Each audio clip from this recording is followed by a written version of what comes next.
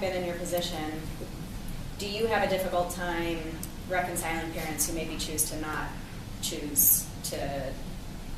have extreme measures taken to save their child? Like, is that a personal conflict for you, or do you get it given, you know, what you've gone through and perhaps all the information that they're given? I'm just curious what your perspective is on that. I've actually got a library book in my backpack right now that I brought with me called This Lovely Life by Vicki Foreman.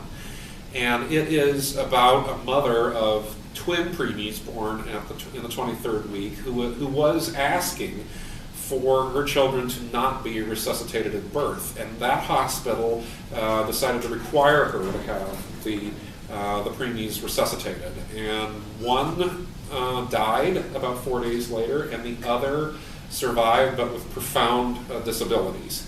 And it's, you know, looking at her reasoning behind it, I mean, she's pointing out, you know, looking back 3 or 4 years later, looking back at the flaws in her reasoning, and also being kind of annoyed that the doctors didn't take her more seriously in her requests, because there's other hospitals, you know, where at that time, this was 2000, where, you know, it was routine to not provide care before 25 weeks at that point.